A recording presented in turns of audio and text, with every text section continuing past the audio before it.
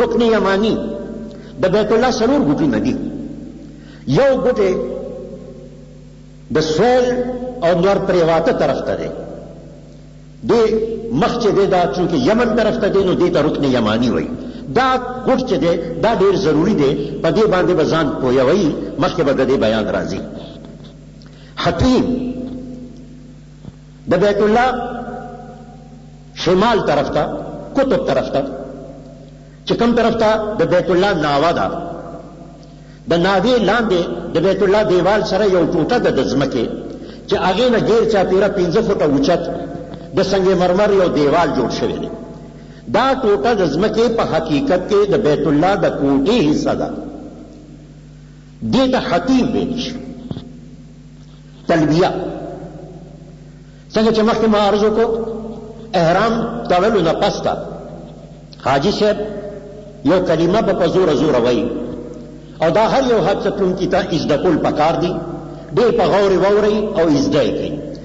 کلمه داسې ده: لبیک اللهم لبیک لبیک لا شریک لک لبیک ان الحمد والنعمت لک لا شریک لک ان الحمد والنعمت لک والملک لا شریک لک.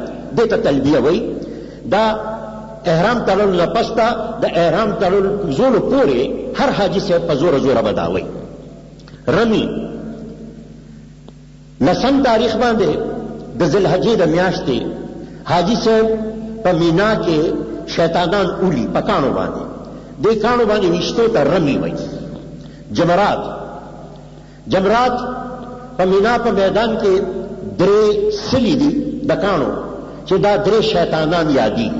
حاجیان صاحبان دا په کاڼو اولی، دې 3 سلو ته جمرات ویل شي. حلق حاجی صاحب چې عمره ادا کی یا چې د حج مناسک پوره کی نو احرام کوزولو نه مخکې یا خود خپل سر کل کوي او یا د سر ویښته د ګوتې د یو بند عمره کموي.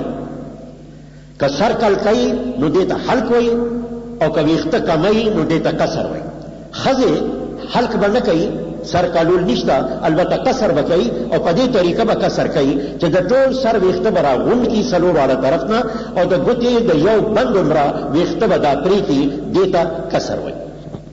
ملتزم د بیت الله دروازې او د حجر اسود ترمنځ د بیت الله چې کوم دیوال دی دې ته ملتزم ویلی شي. حاجي صاحب د دې نه چاپېره چاپېره کېږي، ځان ورته نږدې کوي، لاسونه پې ایږدي، سر پې ایږدي، جړا فریاد کوي، دې ځای کې دعا قبلیږي. دلته ډېر توبه ویستل او ډېر دعا کول پکار دي. مسجد خیف د مینا په میدان کې یو جومات دی چې هلته خطبه ویلې کېږي، هغې ته مسجد خیف وایي.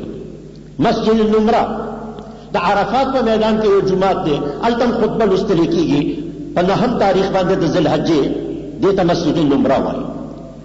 مزدلفه دا یو میدان دی د عرفات د میدان نه په 9 تاریخ د ذوالحجې ماښام نه وروستو چې حاجیان صاحبان را روان شي نو بیا دوی مزدلفې ته راځي، شپه په مزدلفه کې تېروي، دلته تلاوتونه کوي، عبادتونه کوي، د الله تعالی ته زاري منتونه کوي.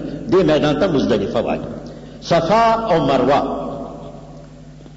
د بیت الله په خوا کې د بیت الله نه بهر د آب زمزم د کوی جوړ شوي شاته 2 غرونه دي، یو ته صفا وایي بل ته مروه.